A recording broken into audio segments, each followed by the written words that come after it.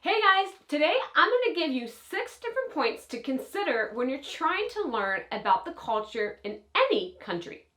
Bonjour tout le monde, aujourd'hui je vais vous donner 6 points quand vous êtes en train de considérer la culture différente dans n'importe quel pays. Hi, my name is Rachelle DeMeo from Belle Terre Academy. Bonjour, c'est Rachel DeMeo de Belle Terre Academy.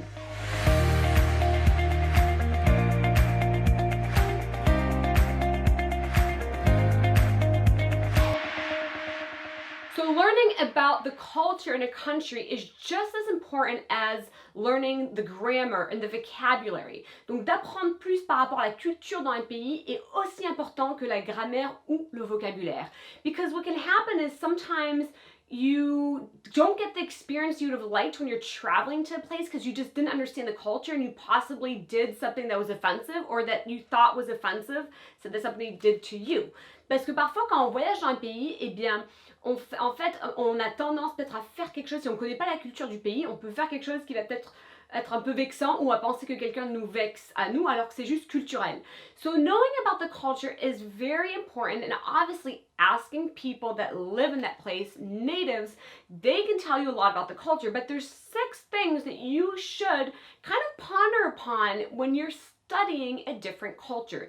Donc c'est vrai que de demander à une personne qui habite dans ce pays va être très efficace. Et justement, vous devriez demander à des personnes qui sont natives de vous parler plus de leur culture. Mais ces 6 points, vous pouvez peut-être un peu les songer, les considérer, analyser un petit peu ces points-là pour pouvoir du coup comprendre la culture dans un pays. So the first point is evaluating and analyzing how relationships are in that place. Donc la première chose, ce serait d'analyser, d'évaluer un petit peu comment sont les relations dans cet endroit, donc dans ce pays. Whether it's like woman to man, children relationships, elderly relationships, all of that you really need to look and analyze. Donc en fait que ça soit des relations femme à femme, homme à homme, avec des enfants, avec des personnes âgées, tout ça il faut analyser et vraiment regarder. So I don't want to necessarily go into specifics of culture too much because I want it to be more general, but it's true that sometimes the way that people greet each other is going to be very different from one country to the next, whether it has to do with the gender or whether it has to do with the age.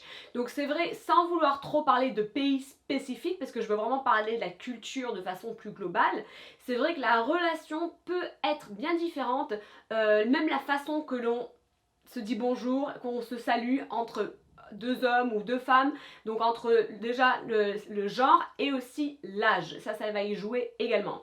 So like I just will give you a very brief analogy, but for instance like in France, you kind of talk to children almost like they're adults. You consider them, you don't necessarily baby them the same way. Again, I don't want to get into too many details, and you tend to show a lot of respect for elderly people. Donc par exemple, sans entrer dans trop de détails, en France, eh ben, les petits, on leur parle presque comme des adultes, en fait, comme vraiment ils font partie de la conversation.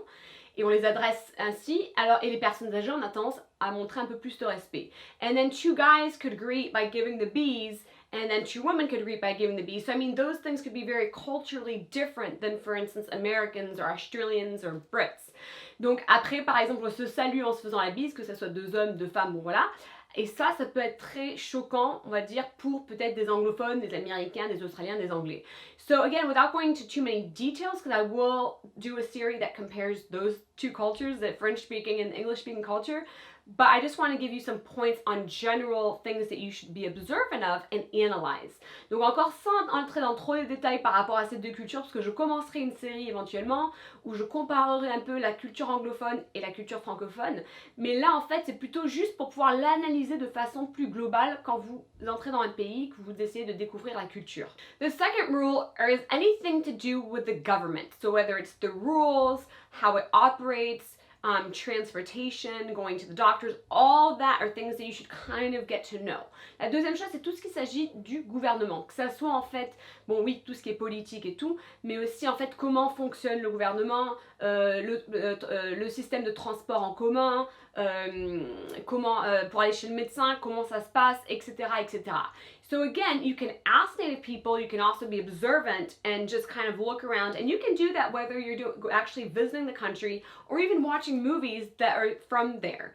Donc en fait, c'est juste, encore une fois, C'est vraiment, vous devez observer, analyser, que vous soyez dans ce pays-là, ou même si vous regardez des films qui sont dans tel et tel pays, et bien pareil, juste vous observez un petit peu. So here's a really big one on point number 3 is your habitude alimentaire. So I'm trying to translate that literally. It is your food habits, your like how you like eat together or not, that kind of thing. Donc le troisième point en fait, ce sont les habitudes alimentaire, donc la façon que l'on mange ensemble ou pas.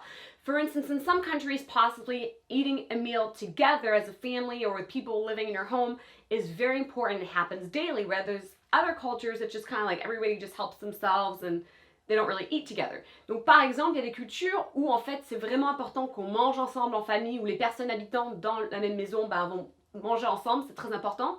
Alors que d'autres cultures, eh bien, chacun pour soi, chacun se sert dans le frigo, mange ce qu'il veut. And so that is also important because like if you go to somebody's house and you help yourself in their fridge, that could be very, very, very like, whoa, what are you doing? Versus like, for some people, it's like, oh good, you feel welcome. You see what I mean? Donc, pareil, en fait, par exemple, vous allez chez quelqu'un, vous entrez, vous ouvrez le frigo, vous vous servez. Pour certaines personnes, ça va être très vexant, genre, qu'est-ce que vous faites? Qu'est-ce que tu fais là? Enfin, franchement, pour d'autres personnes, c'est, ah bah tiens, mieux, tu te sens bien chez moi, tu te sens bien. Donc ça, c'est génial. So again, like those habits, also like the times people eat, what they eat, and so forth is going to be very important to discover culturally. Donc après, en fait, pareil, quand ils mangent, qu'est-ce qu'ils mangent, toutes ces choses, c'est très important de découvrir ça culturellement. Another one, the fourth point would be conversations to have or to not have as you're developing friendships with natives. Donc le quatrième point, ce serait des conversations à avoir ou à ne pas avoir avec des amitiés que vous développez avec des personnes du coup qui habitent dans ce pays. So for some people it may be a little bit taboo to talk about like politics, about finances, about religion, whereas other cultures may be very open to it. Donc par exemple pour certaines cultures c'est peut-être pas très très bien de parler de politique, de parler de religion, de parler d'argent, c'est un peu tabou, alors que d'autres cultures sont très très très ouvertes à ça. So just be aware of like the kinds of conversations you have. Obviously a lot of that depends on the relationship you have with that person, but the kind of things that people would possibly talk about or wouldn't talk about. And again, it may not just vary per country, but per actual region. Donc après, il faut juste, encore une fois, analyser, observer, regarder un petit peu le genre de conversation qu'on a avec des personnes qu'on connaît, avec des personnes qu'on ne connaît pas. Et aussi, ça ne va pas juste changer d'un pays à un autre, mais aussi par rapport à la région. The fifth point is anything to do with home and how the home or even work may be in a person's life. Donc, la cinquième chose, c'est tout ce qui agit du foyer ou même du travail. Comment c'est pour une personne dans sa vie personnelle. For instance, for some people, you don't invite a person over until you really know them, whereas other cultures may say, oh yes, please come. And they may not know you that well. Donc en fait, ça dépend des cultures, mais il y a des cultures peut-être qui vont dire, ah non, non, on n'invite pas quelqu'un chez nous si on les connaît pas très très bien, alors que d'autres cultures vont dire, non, non, au contraire, ce serait bien qu'ils viennent chez nous.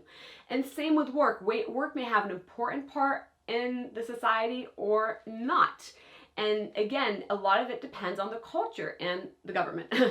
Donc, et après, pareil avec le travail va peut-être avoir une place importante dans la culture ou pas. Et au vrai, c'est vrai qu'aussi, ça dépend du gouvernement.